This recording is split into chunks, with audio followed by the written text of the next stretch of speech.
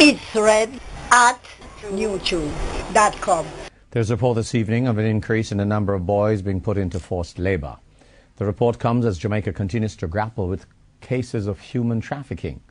The revelation was made at a human trafficking workshop in Kingston this morning. Alton Davis reports. An international study points out that between 700,000 and 2 million people are trafficked across international borders annually. Previous reports had showed that up to 2011, girls were the popular choice.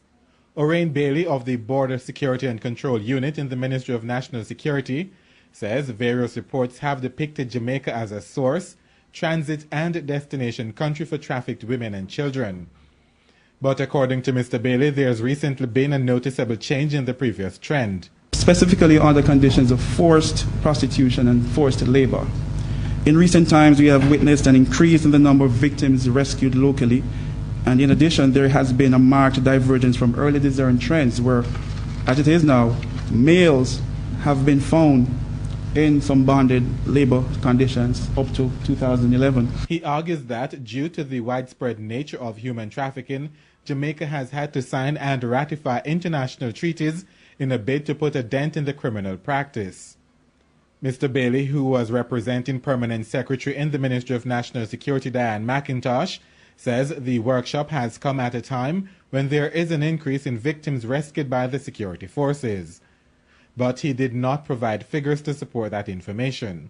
He noted, however, that the Ministry of National Security has set up the National Task Force on Human Trafficking to devise strategies to deal with the problem.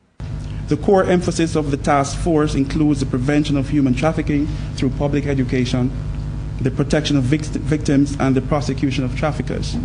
The task force also has within it respective subcommittees established to lead on the various work in each of the respective areas I mentioned.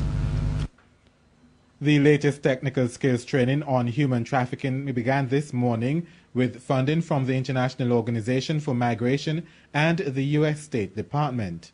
Alton Davis, TVJ News. It's read at youtube.com.